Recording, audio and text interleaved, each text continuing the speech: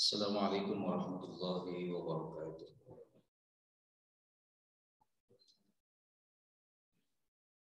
Innal hamdalillah nahmaduhu wa nasta'inuhu wa nastaghfiruh wa na'udzu billahi min shururi anfusina wa sayyiati a'malina. May yahdihillahu fahuwal muhtadi wa may yudlil falan tajida lahu waliyyan mursyida. Asyhadu an la ilaha illallah wahdahu la syarika lah wa asyhadu anna Muhammadan abduhu wa rasuluhu alladzi la nabiyya ba'dahu. Allahumma shalli wa sallim wa barik ala Muhammadin wa ala alihi wa ashabihi wa man sara ala nahjihi ila yaumiddin, amma ba'd.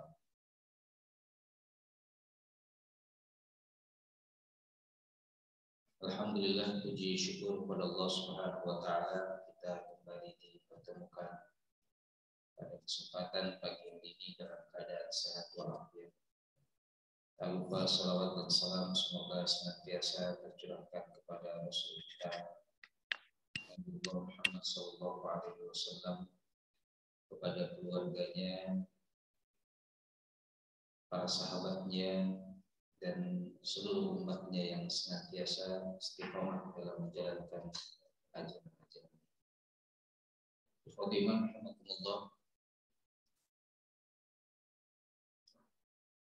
melanjutkan kajian tentang tazkiyatun nafs atau upaya untuk membersihkan jiwa kita, mensucikan diri kita dari sifat-sifat buruk atau sifat-sifat tercela, lalu memasukkan ke dalam diri kita, ke dalam jiwa kita dengan sifat-sifat terpuji.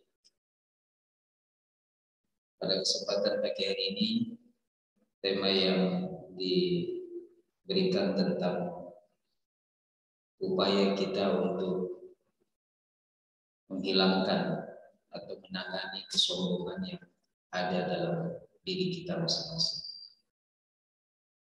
Secara bahasa, sombong berasal dari bahasa Arab.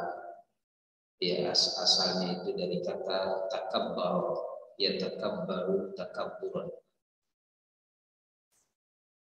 Jadi bahasa kita takabbur sudah menjadi bahasa keseharian kita, yang artinya sombong, angkuh, ya, atau congkak bahasa kitanya Indonesia aja. Itu secara etimologis. Sedangkan secara terminologisnya adalah sombong itu tingkah laku atau sifat yang cenderung membanggakan, ya, kemudian memuji, mengagungkan diri sendiri dari orang lain, ya, baik secara lisan maupun secara perbuatan. Jadi kecenderungannya orang itu ya memuji, mengagungkan, membesarkan diri sendiri dibandingkan orang lain. Artinya menganggap dia sebagai makhluk yang paling di atas segala-galanya. Ya. Ini adalah satu sifat yang dibenci, ya, dan juga merupakan satu perilaku buruk yang dicela oleh Allah Subhanahu wa taala. Di dalam Al-Qur'anul Karim surah Al-Qasas ayat 83, Allah berfirman, "A'udzubillahi minasyaitonir rajim. Tilkad darul akhiratu naj'aluha lil ladzina la yuriduna 'uluwan fil ardi wala fasada wal 'aqibatu lil muttaqin." Negeri akhirat itu, kata Allah, kami jadikan untuk orang-orang yang tidak ingin menyombongkan diri dan berbuat kerusakan di muka bumi, dan kesalahan dan kesudahan atau akhir dari yang baik itu adalah bagi orang-orang yang bertakwa. Jadi dicela oleh Allah sampai oleh Allah disebut negeri akhirat. Yang dimaksud di sini surga tentu. Ya, itu bukanlah diperuntukkan bagi orang-orang yang menyombongkan diri, yang uluwan, merasa tinggi, ya, merasa paling di atas segala-galanya, wala fasadan, dan juga mereka yang suka berbuat kerusakan di muka bumi. Sampai ya bahasanya Allah haramkan surga bagi orang-orang yang sombong. Ya, Allah tidak perkenankan negeri akhirat yang dimaksud surga tadi itu bagi orang-orang yang sombong. Justru surga itu hanya Allah peruntukkan bagi orang-orang yang bertakwa. Wal aqibatu lil muttaqin. Ya, akhir kesudahan yang baik itu hanya bagi orang-orang yang bertakwa. Jadi ayat tersebut menegaskan bahwa tadi negeri akhirat tidak dijadikan oleh Allah bagi orang-orang yang sombong, bagi orang-orang yang tapi hanya bagi orang-orang yang bertakwa. Ya. Kemudian juga firman Allah terkait dengan ayat-ayat Quran terkait dengan sombong itu cukup banyak. Dalam surah Luqman disebutkan juga ayat 18, wala tusa'ir khaddaka linnas wala tamshi fil ardi maraha innallaha la yuhibbu kulla mukhtalin fakhur. Dan janganlah kamu memalingkan mukamu dari manusia, dan janganlah kamu berjalan di muka bumi ini dengan angkuh, dengan sombong. Innallaha la yuhibbu kulla mukhtalin fakhur. Sesungguhnya Allah tidak menyukai orang-orang yang sombong atau membangga-banggakan dirinya. Ya. Bahkan di dalam Al-Qur'anul Karim surah Al-Kahfi ayat 32 sampai 42 yang cukup panjang yang bercerita tentang sebuah perumpamaan dua orang laki-laki, ya, yang seorang kafir itu, yang seorang mukmin.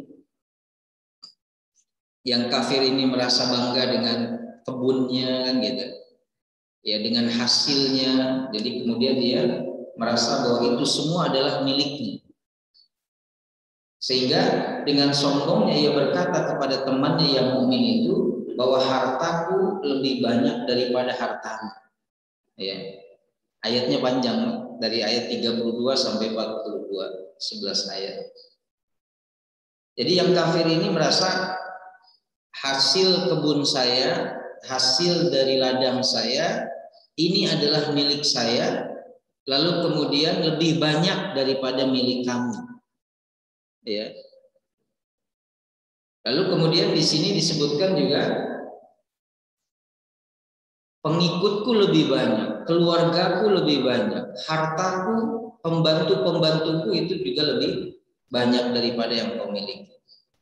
Jadi Allah memberikan perumpamaan bagi kedua kelompok orang tersebut, ya, yang dari mukmin dan kafir tadi, yang merasa yang kafir ini bahwa semuanya milik dia. Lalu dia menyombongkan diri di hadapan saudaranya yang satu tadi ataupun laki-laki mukmin tadi. Nah, akhirnya oleh Allah Subhanahu wa taala kan diberikan azab lah gitu ya. Diberikan sanksi, ya, hukuman atas kesombongan. Nah, ikhwatiman rahimakumullah. Jadi perilaku sombong ini awal mulanya dari siapa? Dari iblis. Laknatullah alaih. Makanya saya pernah sebutkan sombong itu penyakit menular dari iblis gitu. Kesombongan iblis yang pertama kali itu ketika dia mengatakan kepada Allah, ana khairum minhu. Aku lebih baik dari Adam. Jadi kalau kata-kata sudah mengklaim lebih baik, itu sudah bibit ataupun sudah terkena virus yang menular dari iblis. Jadi penyakit menular, salah satu penyakit menular dari iblis itu kepada manusia adalah sombong. Ya. Dan penyakit-penyakit hati ini, ikhwatiman rahimakumullah, ini sulit dideteksi. Karena kadang pelakunya itu enggak ngaku bahwa dia sedang memiliki penyakit hati. Berbeda dengan penyakit fisik, Pak. Kalau penyakit hati itu biasanya ya pelakunya tidak merasa, tapi yang mengetahui orang lain. Tapi kalau penyakit fisik kan biasanya kita yang merasa, orang lain belum tentu tahu karena nggak merasakan. dan sulit dideteksinya, serta si pelakunya itu tidak lantas mau untuk mengobatinya karena dia tidak merasa sakit.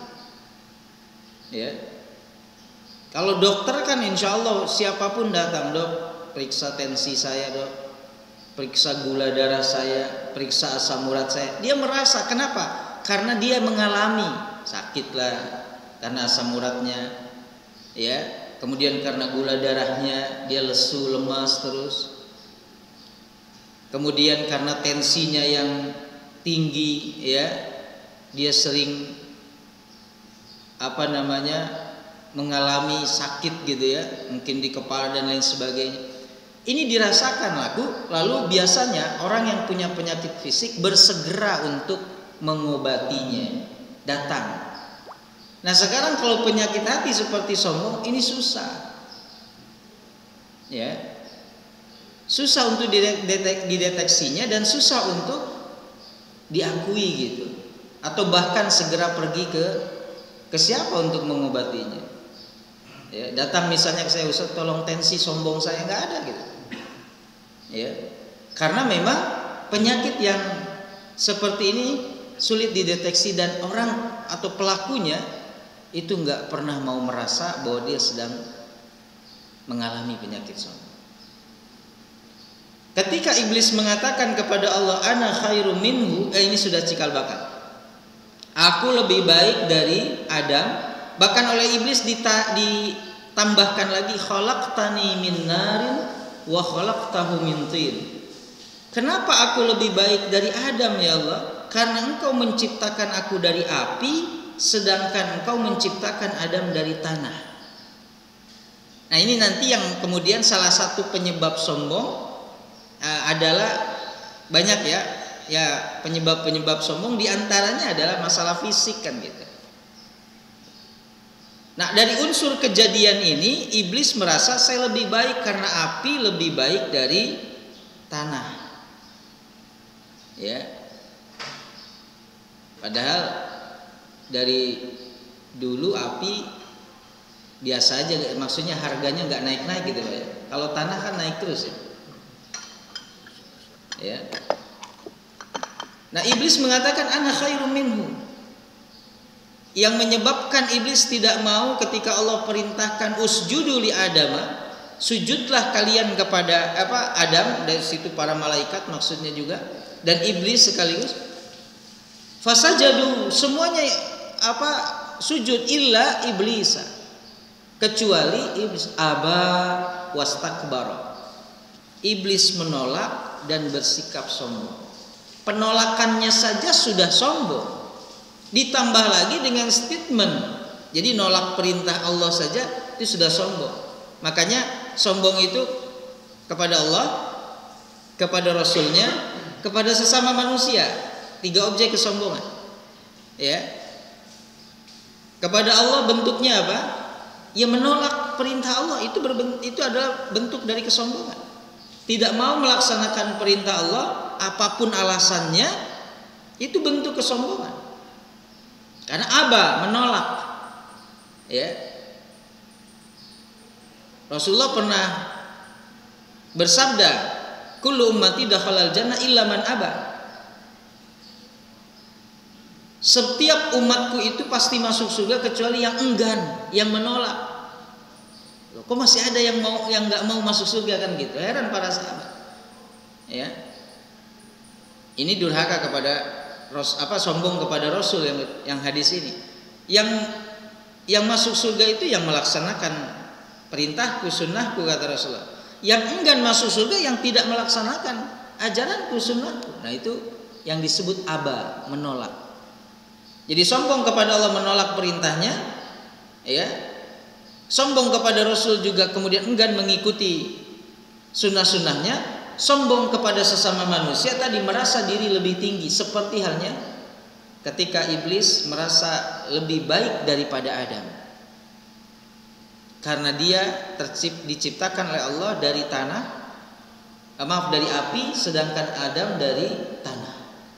Padahal iblis disebutkan makhluk yang sebenarnya totalitas taat kepada Allah Subhanahu wa taala, tapi gara-gara satu perilakunya itu sombong, Allah laknat dia, lalu kemudian menjadi makhluk ya terkutuk, bayangkan gitu. Syaitanur rajim. Dilaknat oleh Allah Subhanahu wa taala sampai hari kiamat.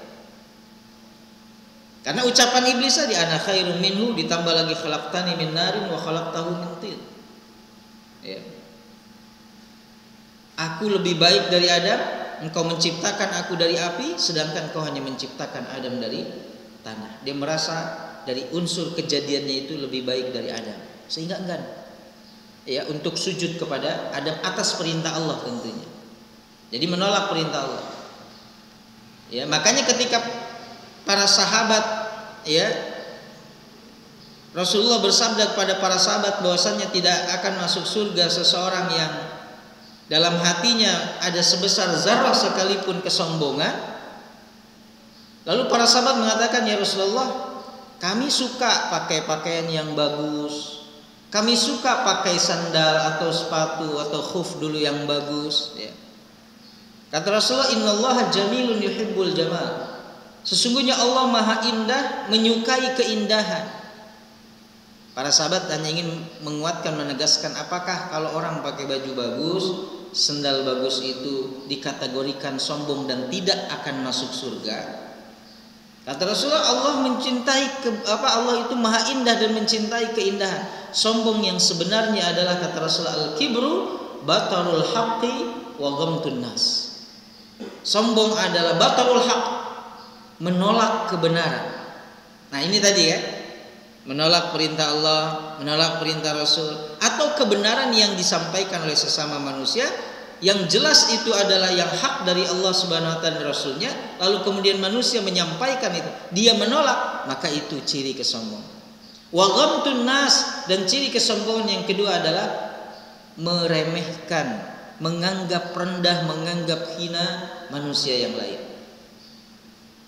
Jadi kalau pakai pakaian bagus, Pak, ya, sendalnya bagus, celananya, tidak langsung dikategorikan sombong.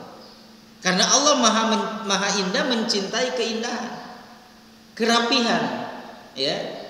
Tapi kalau dengan pakaian bagus itu, nah, motifnya kita ingin merendahkan manusia atau membedakan strata kita sehingga kita berhak menolak apapun kebenaran yang datang dari Allah dan Rasulnya melalui manusia, baru itu sombong.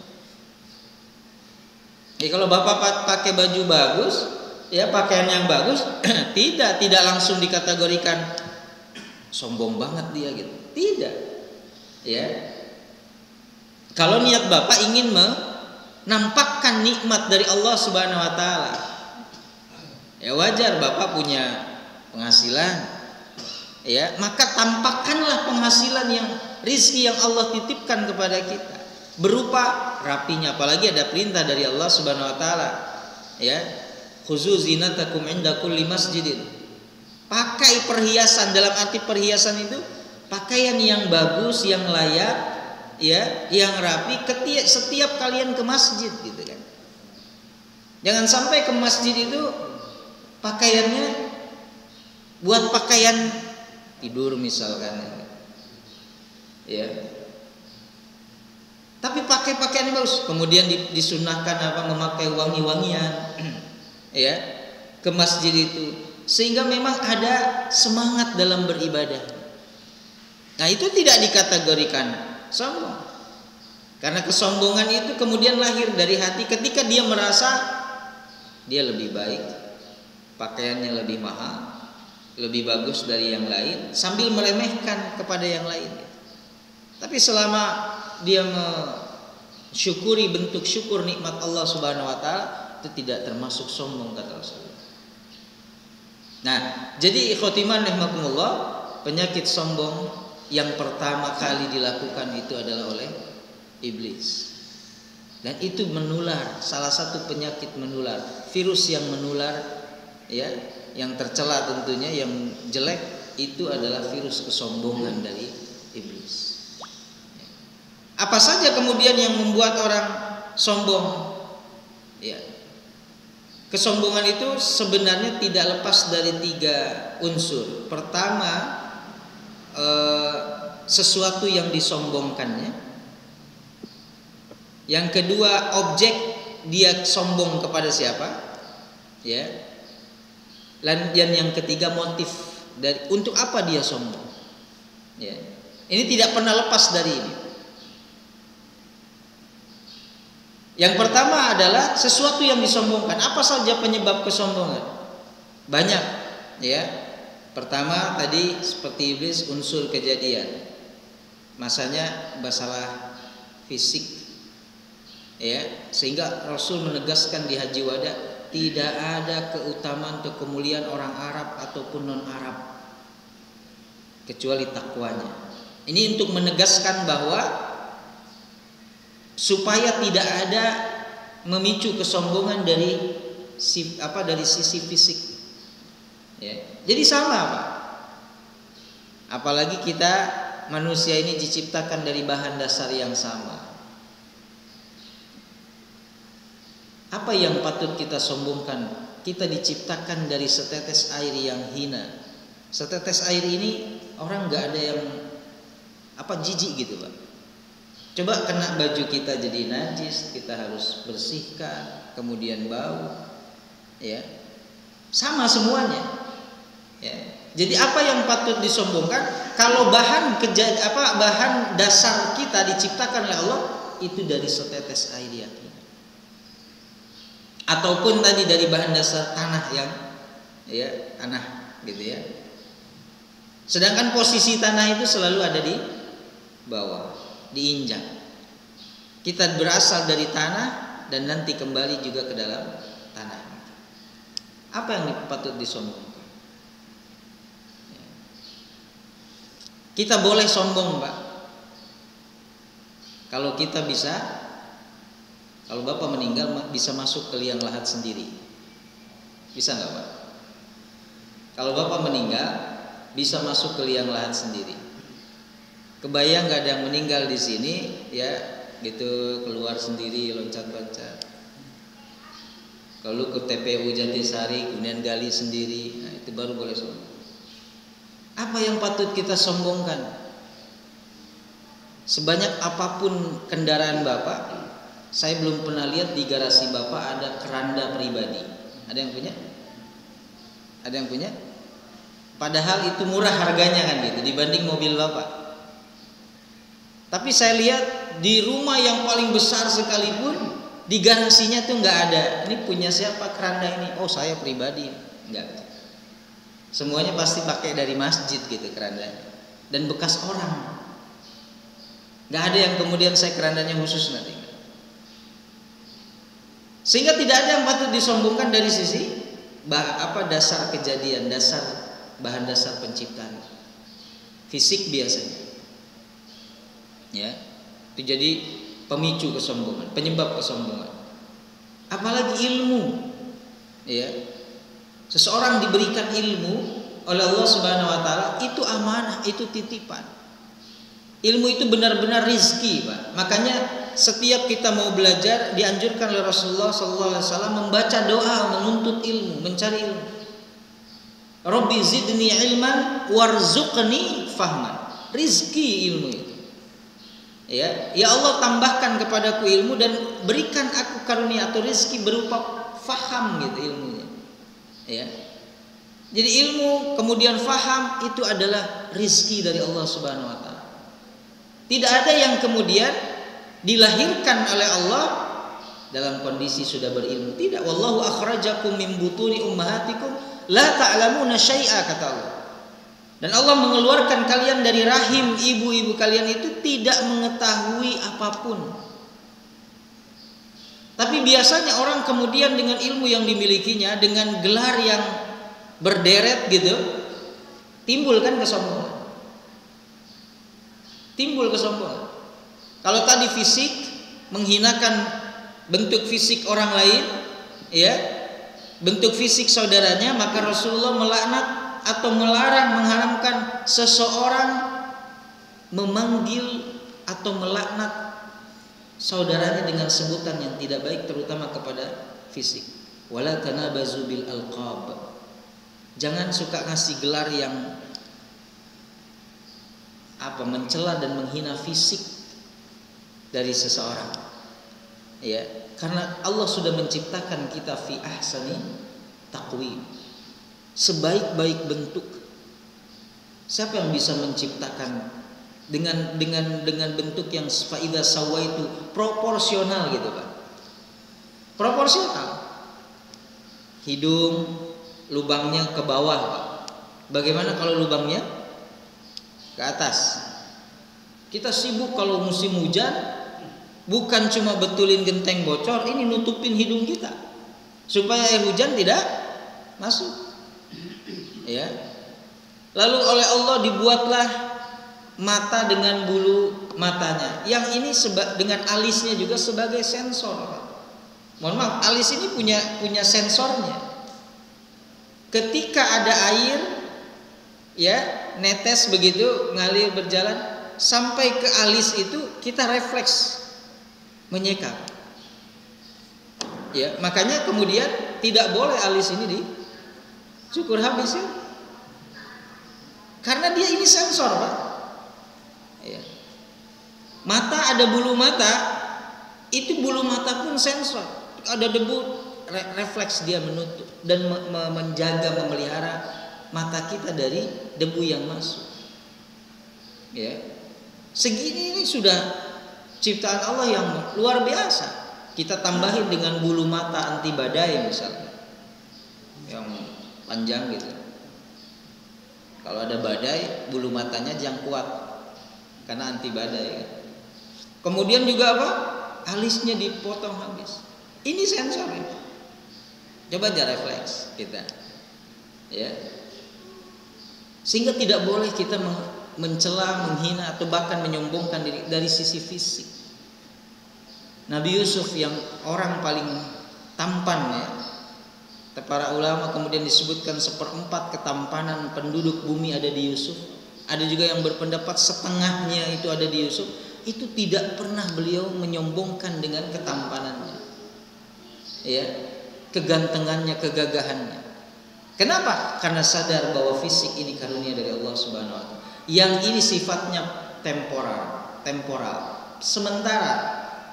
Ya, seiring berjalannya waktu, masuk usia 30, 40, 50, semuanya mulai berkurang.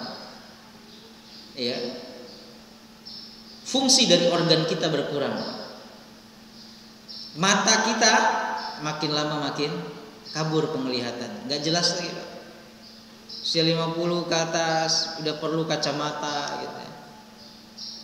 Nggak bisa lagi normal kan gitu. Apa yang dipatut disombongkan? Semuanya kan bersifat sementara. Semuanya bersifat sementara. Ya. Telinga kita makin lama pendengarannya juga makin kurang. Bermasalah juga, belum yang di dalam gitu ya, lambung, ya, paru-paru kita, jantung kita, semuanya akan menuju kepada kebinasaan. Jadi secara fisik tidak ada yang patut disombongkan. Apalagi penyebab tadi ilmu, ya. Setinggi apapun ilmu, kata Allah, wa fawqa kulli dzi ilmin alim. Dan setiap orang yang memiliki ilmu ada di atasnya yang maha mengetahui, maha memberikan ilmu, maha memiliki ilmu segala. Allah Subhanahu wa taala. Bahasa kita suka disebutkan di atas langit ada langit. Jadi secara ilmu kita ilmu yang diberikan oleh Allah, wa ma utitum minal ilmi illa qalila. Tidaklah aku memberikan ilmu kepada manusia, kepada kalian, kecuali sangat sedikit dibandingkan ilmu yang Allah Subhanahu wa taala. Ya. Termasuk itu nikmatnya gitu kan. Dan nikmat Allah digambarkan kata Rasulullah, bagaimana kalau kamu mencelupkan ujung telunjukmu ke lautan, samudra, dicelupkan lalu angkat, itulah segitu nikmat yang Allah berikan. Air yang hanya menempel di ujung telunjuk kita. Sedangkan samudra itu masih tetap banyak gitu. Ya. Seisi bumi ini manusia mencelupkan telunjuknya ke lautan, angkat barang-barang segitu aja lautnya nggak berkurang gitu kan. Tapi yang ilmu yang kita miliki itu hanya yang di ujung telunjuk kita, kuku. Segitu aja. Ya. Nah, apa yang patut disombongkan dengan ilmu yang Allah Subhanahu wa taala titipkan. Ya, makanya dimanfaatkan, diajarkan, kemudian diamalkan. Ya. Itu yang menjadi ilmu bermanfaat, bukan untuk ajang kesombongan. Apalagi yang dijadikan bahan kesombongan biasanya pangkat, jabatan kan gitu. Ini yang membuat Fir'aun, Namrud menolak ya Nabi Allah Subhanahu wa taala yang diutus oleh Allah Subhanahu wa taala. Namrud menolak Nabi Allah Ibrahim alaihissalam. Fir'aun menolak saat itu Nabi Musa, Nabi Harun. Kenapa? Karena faktor kekuasaan, jabatan. Ya. Dan kadang-kadang seperti itulah karakter manusia ketika sudah diberikan sedikit saja jabatan ya sudah merasa paling tinggi di atas yang lain. Padahal lagi-lagi jabatan itu, adakah jabatan yang selamanya di muka bumi ini? Tidak ada. Ya. Tidak ada. Artinya jabatan yang sifatnya duniawi gitu ya, itu tidak ada yang bersifat selamanya. Semuanya akan ada masa untuk kemudian digantikan dengan generasi selanjutnya. Nah, Fir'aun, Namrud merasa dia memiliki selama-lamanya jabatan tersebut. Dia akan kekal, sehingga pada puncaknya Fir'aun kemudian menyombongkan diri dengan mengaku sebagai Tuhan. Ana rabbukumul a'la. Akulah Tuhan kalian yang maha tinggi, yang paling tinggi. Kenapa? Karena faktor kekuasaan tadi. Nah, kecenderungnya manusia ketika diberikan jabatan kekuasaan, memang kalau kelamaan ya muncullah sifat sombong gitu. Ya. Sudah menguasai semuanya, pengikutnya, pendukungnya makin banyak, aset semuanya makin banyak, dia kemudian bersikap sombong. Jadi fisik ya, baik itu ketampanan, kecantikan, kemudian ilmu, pangkat, jabatan, keturunan juga bisa kemudian ya membedakan istilah darah biru dan bukan darah biru, ya, ningrat dan bukan ningrat, ya, keturunan yang ya terhormat. Nah, itu kemudian oleh Rasulullah SAW di Haji Wada itu ditepis. Tidak ada yang lebih utama dari Arab ataupun non Arab, illa taqwa, kecuali ketakwaannya. Ya. Nah, nasab ini biasanya dia sih bukan dari golongan yang kaya atau ningrat atau terhormat, terpandang keluarganya. Kita harus bareng lagi sama mereka yang terpandang, terhormat, ya, kedudukannya, nasabnya. Dia bukan, sehingga membedakan dan meremehkan orang lain yang bukan sama. Nah, kasta ini kan tidak ada. Kasta ini biasanya ada di agama selain Islam, ya. Kemudian dibuat kasta-kasta Brahma lah, sampai kemudian kasta terendah Sudra. Nah, itu upaya kemudian untuk menimbulkan kesombongan. Dalam Islam semuanya sama di hadapan Allah Subhanahu wa taala kecuali takwanya. Nah, orang berlomba dengan takwa. Tapi setelah itu juga faktor kesombongan itu bisa dipicu oleh amal ibadah, kesolehan kita. Ya. Maka ibadah yang membuat kita atau kemudian menggiring kita kepada kesombongan, ini bahaya. Ibadahnya tidak akan diterima oleh Allah SWT.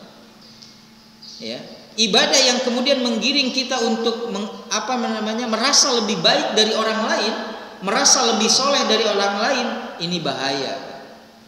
Ya. Karena ada orang yang rajin ibadahnya, tapi kemudian merasa dia lebih baik, lebih soleh dari orang lain, sehingga meremehkan yang lain.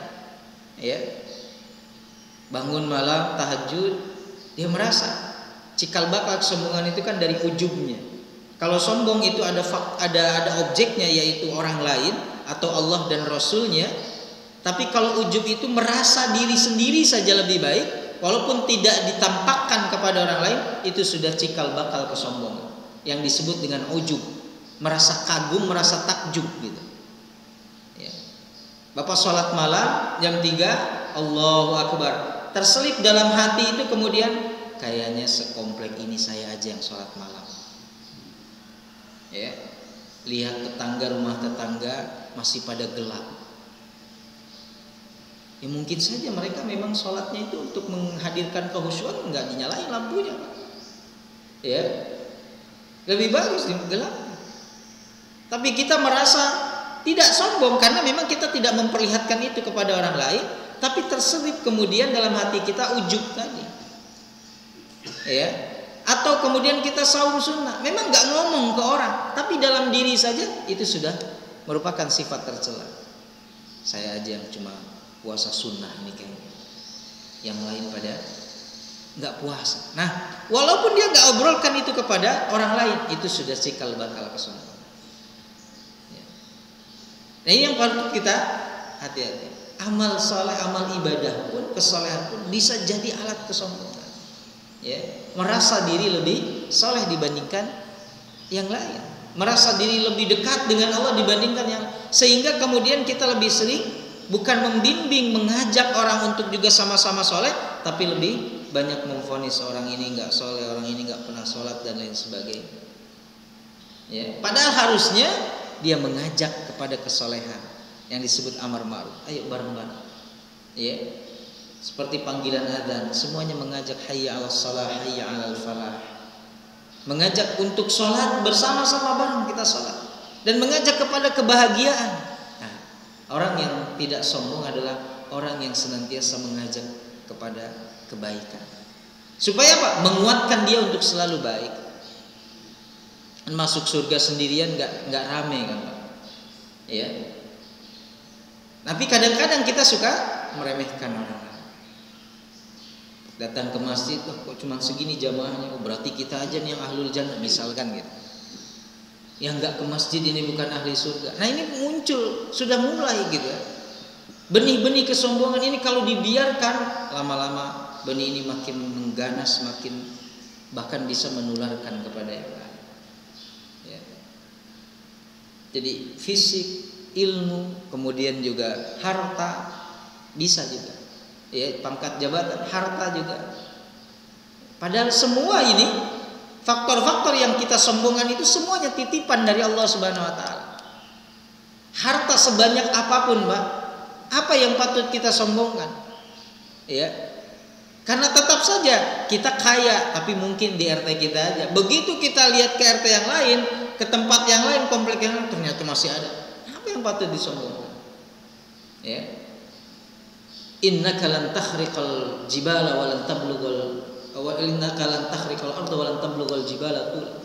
Kita nggak bisa menembus bumi kata Allah dan nggak bisa melampaui tingginya gunung.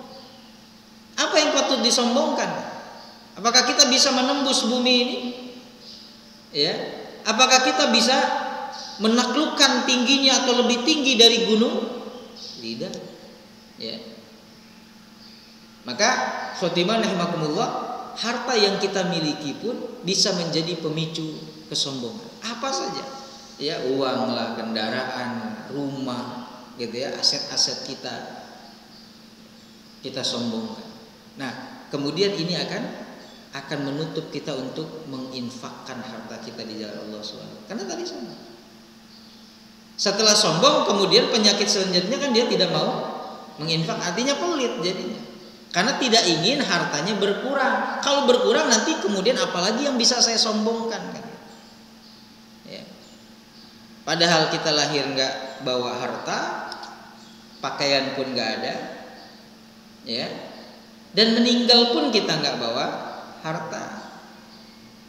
Pernah Bapak temui kain kafan ada sakunya? Ya, bikin kain kafan pakai saku lah. Biar dibawa uang Bapak tuh, biar dibawa perhiasan kita, ya, biar dibawa kemudian aset-aset kita yang lain, ya, ke dalam enggak, ke yang lain enggak ada yang pakai saku.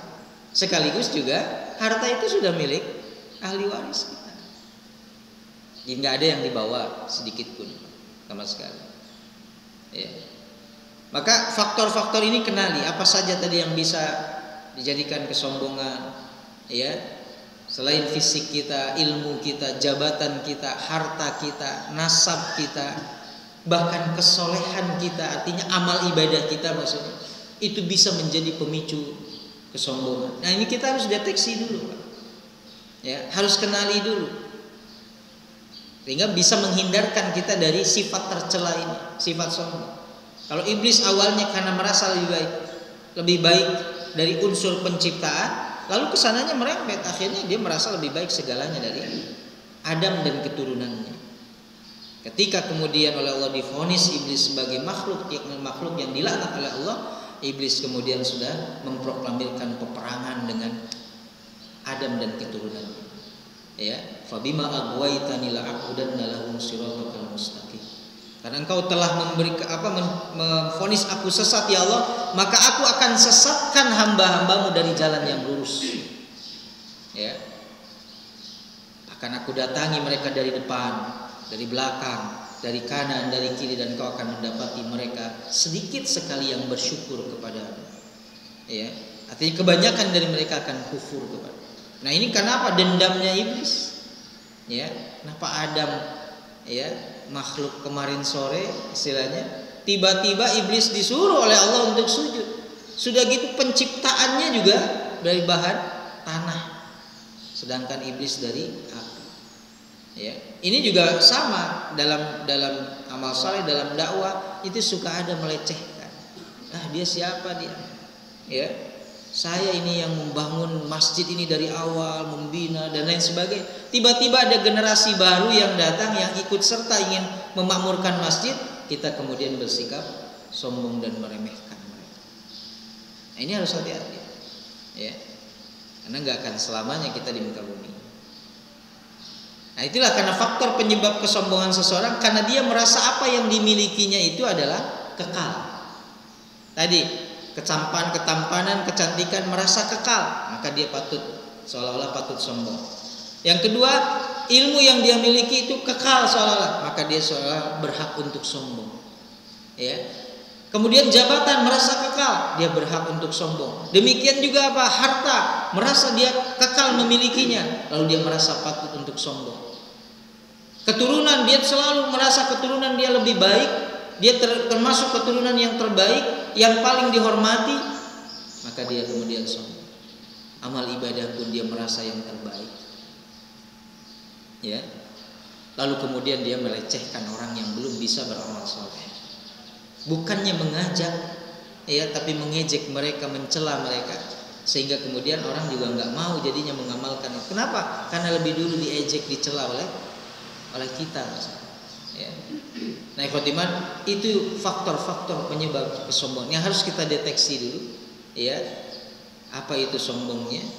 Kemudian celaan dari Allah dan Rasulnya tentang sombong, dan apa saja kemudian pemicu seseorang kemudian menjadi sombong. Lalu bagaimana menanganinya dalam perspektif Al-Quran? Ya, saya bisa kutip beberapa ayat Quran secara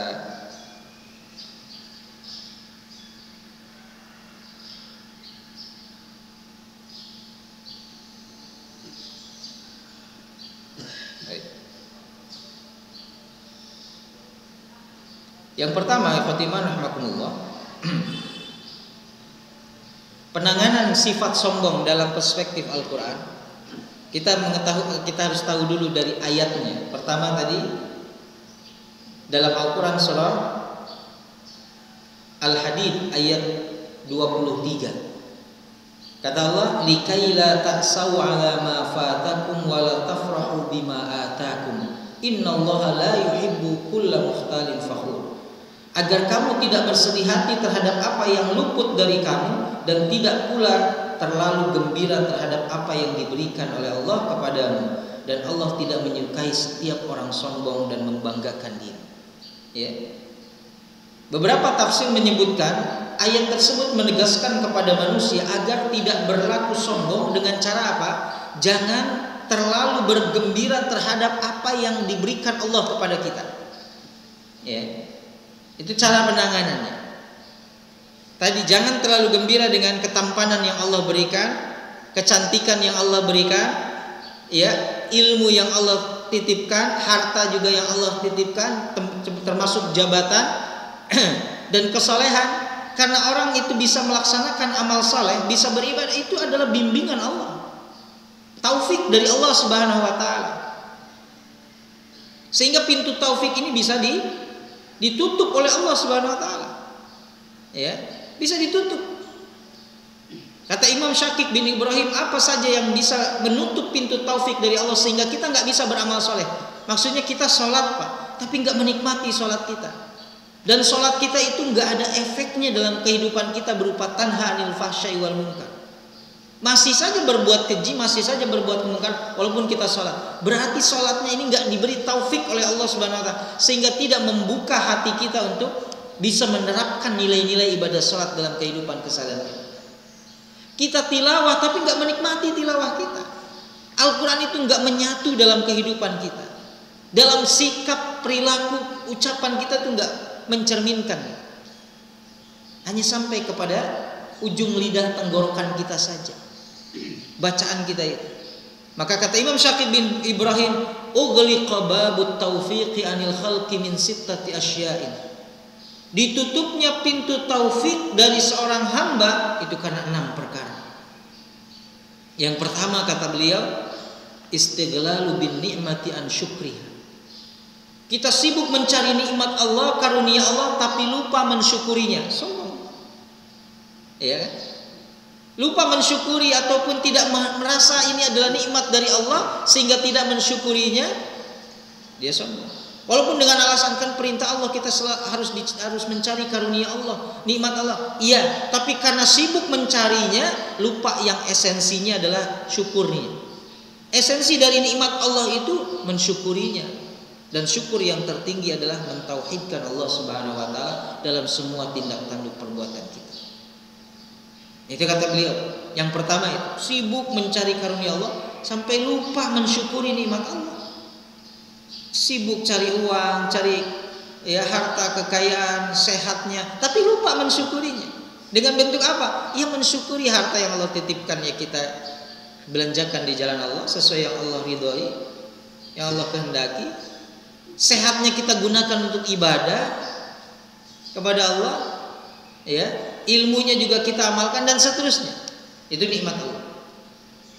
Yang kedua, waraghbatuhum fil amal wa raghbatuhum fil ilmi wa tarkuhumul amal.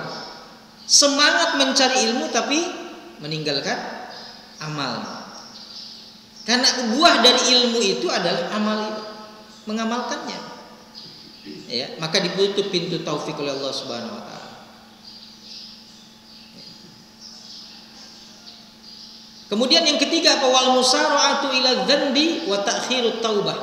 Lebih bersegera melakukan dosa dan mengakhirkan atau menangguh-nangguhkan taubat. Kalau melakukan dosa itu pasti sudah menjadi sifat manusia. Ya. Tadi mencari ilmu, semangat nyari ilmu itu sudah jadi karakter karena kita ingin mendapatkan yang baru. Ya. Tapi esensinya dari mencari ilmu mengamalkannya. Esensinya dari banyak berbuat dosa adalah taubatnya. Kalau tidak ada manusia yang tidak berbuat kesalahan, setiap kita pasti akan berbuat kesalahan. Tapi bukan itu yang jadi masalahnya. Yang jadi masalahnya menunda taubatnya. Udah tahu bahwa kita itu tidak luput dari kesalahan, tapi nunda taubatnya itu yang jadi masalah. Ya. Karena kemudian kita tidak bisa menghindari dari dosa dan kesalahan. Itu sudah menjadi fitrahnya manusia. Pasti tidak akan pernah luput dari dosa dan kesalahan. Bukan itunya yang kita permasalahkan. Kenapa menunda taubatnya? Kenapa mengakhirkan taubatnya? Kenapa nunggu nanti sudah tua dulu, sudah pensiun dulu baru taubat? Ya, apakah kita ada jaminan nyampe umur kita pada masa tua, pada masa pensiun? Gak ada jaminan. Ya. Lalu yang keempat, kata beliau, wal ightiraru bi suhbatis salihin wa tarkul iqtida'i bi af'ali. Kita tertipu dengan bersahabat ataupun dekat dengan orang soleh, tapi lupa esensi berdekat sama orang soleh apa? Meneladani kesolehannya. Bukan cuma jadi ajang untuk bangga saya dekat dengan ustadz ini, dengan ulama ini, dengan kiai ini, hanya untuk kemudian selfie, share kemudian di medsos kita, tapi lupa esensi dari bersahabat dengan orang soleh, perintah Allah dan Rasulnya kan? Itu kan perintah Allah Subhanahu wa taala dan Rasulnya untuk kita kemudian bersahabat dengan orang-orang soleh. Ya. Esensinya apa perintah Allah dan Rasulnya? Supaya kita meneladani kesolehannya. Karena persahabatan itu bisa menular. Berarti kalau gitu kita cari yang sahabat yang baik supaya kebaikannya menular. Sama juga ketika bersahabat dengan yang buruk, kita menular. Coba saja Bapak bisa membedakan, ya, kalau pertemanan itu bisa merubah karakter kita, bisa kemudian mempengaruhi kehidupan kita. Ya. Sebulan saja Bapak gaul dengan orang yang kurang baik, lama-kelamaan akan terbawa. Ya. Jangankan dalam hal-hal yang sifatnya agama, yang sifatnya duniawi saja, yang sifatnya boleh hukumnya pasti ke bawah. Tapi yang boleh saja kalau disibukkan kita sehingga lupa yang wajib dan yang sunnah, itu juga nggak bagus. Ya, Bapak gaul sama bikers, ya, yang suka goes itu kan hal yang mubah, Pak. Tapi disibukkan itu saja, jam 4 udah siap buat goes ini, ke masjidnya lupa gitu. Ya, udah sholat aja di rumah langsung. Kadang-kadang belum azan juga udah berangkat. Kita kumpul di mana, nggak tahu sholatnya gimana. Akhirnya yang tadinya mubah, sepedahan itu kan mubah, boleh-boleh saja hukum. Tapi kemudian melupakan yang wajib dan yang sunnah. Gara-gara apa? Biasanya pertemanan. Disebutlah komunitas. Maka cari komunitas yang bisa meningkatkan keimanan dan ketakwaan. Jangan tertipu, ya. Dekat dengan orang saleh saja tapi lupa meneladani kesolehan mereka. Lalu yang kelima kata beliau, pintu taufik oleh Allah ditutup adalah wa idbarul dunya anhum wa hum yattabi'unaha. Dunia akan dia tinggalkan, dia sadar itu, tapi justru dia mengikuti dunia. Idbar akan ditinggalkan di belakang kita. Dan yang keenam wa iqbalul akhirati alaihim wa hum mu'riduna anha. Padahal mereka yakin bahwa akhirat akan mereka temui, tapi justru mereka berpaling dari akhirat. Kebalikannya, hari demi hari bertambah, umur kita bertambah, pada dasarnya kita sedang menuju kepada akhirat, bukan sedang mundur. Justru yang kita tinggalkan dunia di belakang kita, kita menuju ke akhirat, tapi justru terbalik. Makanya pintu taufik oleh Allah Subhanahu wa taala ditutup. Ya. Tadi saya sebutkan kita bisa beramal soleh, semuanya adalah taufik dari Allah Subhanahu wa taala. Hidayah taufik itu. Bukan karena kehebatan dan kesolehan kita. Maka likaila ta'sau ala ma fatakum wala tafrahu bima atakum. Jangan bersedih, jangan kemudian larut dalam kesedihan yang dalam atas apa yang luput dari kita.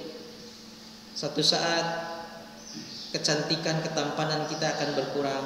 Jangan bersedih karena itu fitrah. Makanya kata Rasulullah, semua ada obatnya kecuali dua. Apa? Tua dan mati. Adakah obat tua? Adakah obat kematian? Orang bisa minum obat apa saja kemudian terhindar dari kematian? Enggak. Tapi yang lain insya Allah ada obatnya. Ya, tidaklah Allah turunkan satu penyakit kecuali ada obat. Cuman sekarang mungkin belum ditemukan saja. Masih ikhtiar untuk mencarinya, tapi ada obatnya. Karena yang nggak ada obatnya cuma dua kata Rasul, tua dan kematian. Ya, jangan bersedih dengan apa yang luput. Ilmu jangan bersedih juga. Suatu saat ilmu kita akan menurun, daya ingat kita, daya hafalan kita. Ya, jangan bersedih. Yang terpenting, yang abadinya bentuk amalannya. Mungkin Bapak udah lupa tentang ayat-ayat tertentu, misalkan tentang zakat, tentang sedekah, saya nggak hafal. Tapi sudah bentuk amalan dalam itu yang abadinya. Karena hafalan daya ingat itu seseorang bisa berkurang pas seiring dengan waktu, seiring banyaknya kita masalah, itu lama-kelamaan mungkin lupa, ya. Tapi karena sudah berbentuk amalan ini yang abadi.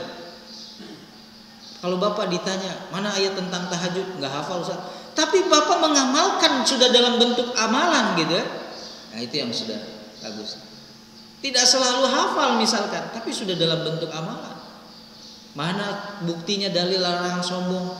Saya nggak hafal. Tapi Bapak amalkan bahwa Bapak tidak melakukan kesombongan, itu sudah berbentuk nyata, real gitu ya, dibandingkan hanya hafalan. Jangan bersedih dengan apa yang luput. Ya, harta, mungkin Allah akan mengambil harta kita yang merupakan titipan Allah itu dengan cara Allah. Ya, mengingatkan kita, ya mungkin dengan hilang, dicuri orang, dijamret orang, ditipu orang. Itu cara Allah kemudian mengingat. Tapi kita jangan bersedih. Ya, termasuk keluarga kita akan ada waktunya Allah akan mencabut satu persatu keluarga yang kita sayangi, orang tua kita, ya anak kita, istri kita, suami kita, ya saudara kita, ya itu akan Allah cabut satu-satu. Tinggal menunggu giliran saja. Kita bersedih, tapi jangan putus likailah taksau, jangan kamu berputus asa dengan apa yang luput darimu, dan wala tafrahu bima atakum, jangan kamu terlalu berbangga dengan apa yang Allah berikan kepadamu, karena itu semua sifatnya titipan. Yang namanya titipan suatu saat akan diambil lagi oleh pemiliknya. Ya.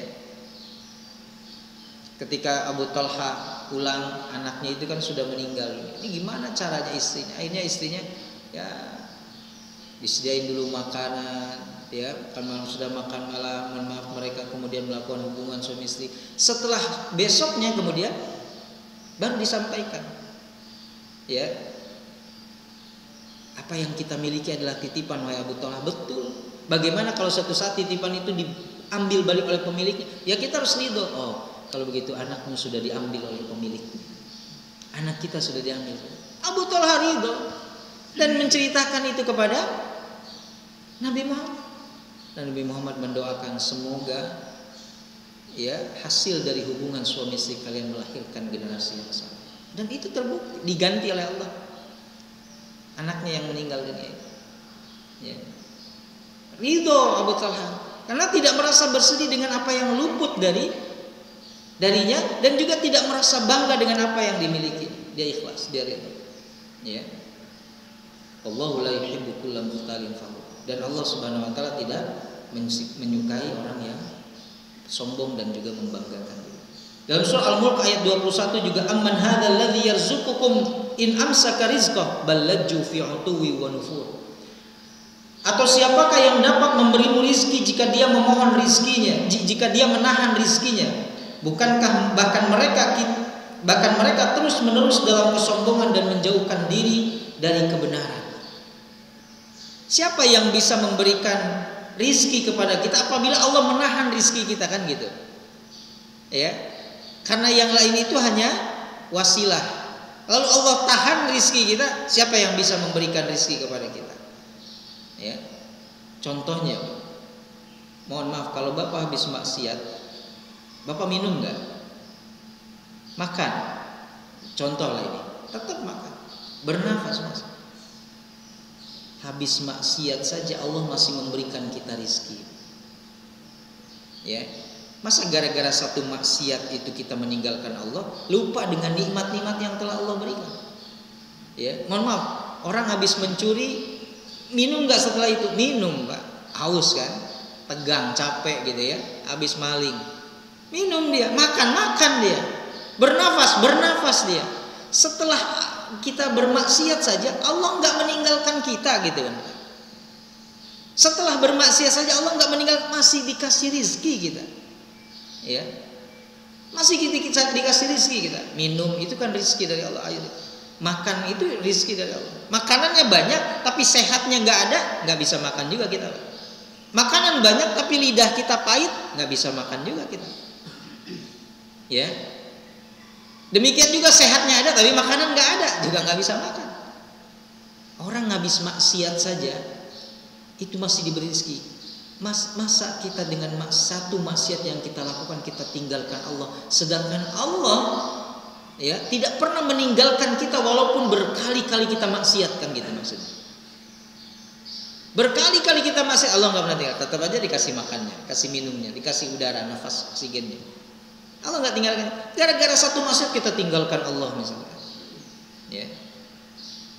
Maka rizki itu siapa yang memberi kepada kita kalau Allah Subhanahu wa taala sudah menahannya?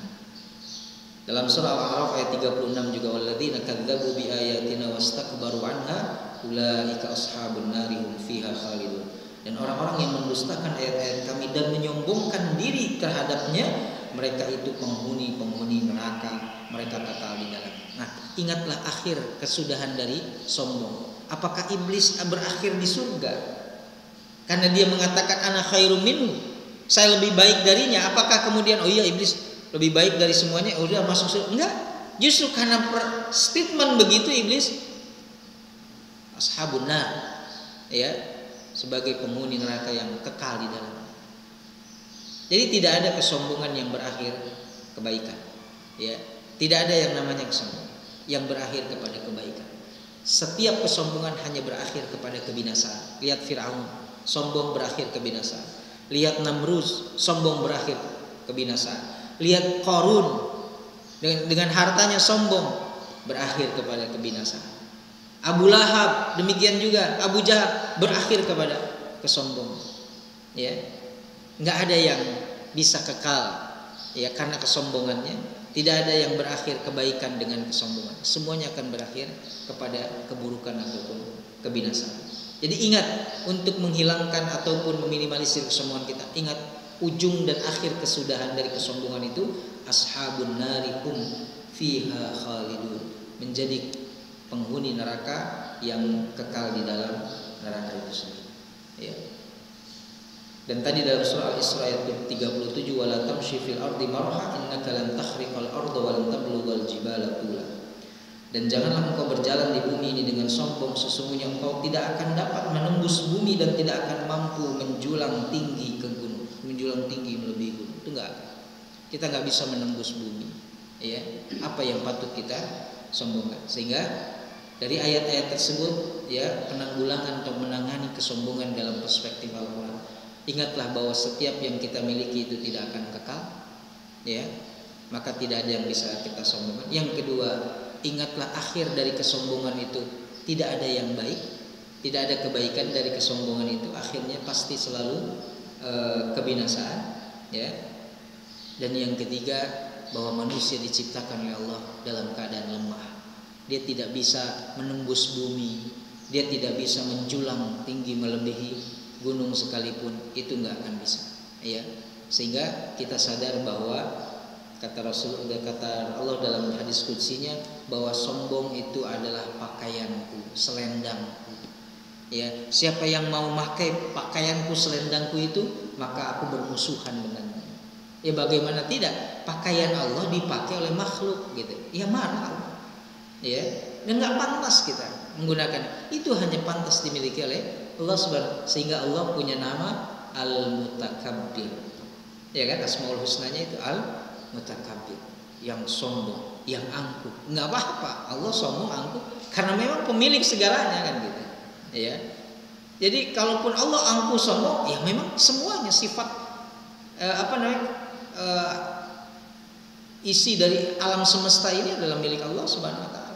Sedangkan kita numpang, ya, yang suatu saat harus meninggalkan bumi dan segala kenikmatannya.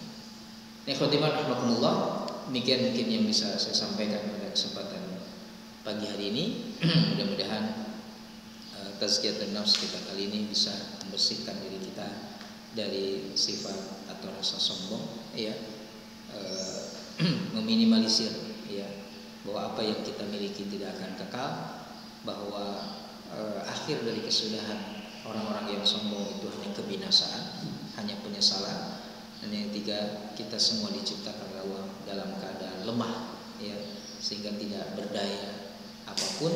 Kita diciptakan lemah, kemudian kuat, kemudian balik lemah lagi nanti, ya. Itu kan perumpamaan bayi lemah, dewasa kita kuat, nanti kemudian masa tua kita dibuat lemah lagi, lalu setelah itu kita kembali kepada Allah Subhanahu wa taala. Ya, mudah-mudahan kita dilindungi, ya, berlindung kepada Allah dari sifat sombong, ya, angkuh ataupun membanggakan diri kita, dan Allah Subhanahu wa taala membimbing kita untuk diberikan sifat tawadhu, merasa rendah hati, merasa kemudian hina di hadapan Allah Subhanahu wa taala. Terima kasih. Ada pertanyaan dari Bapak-bapak? Silakan.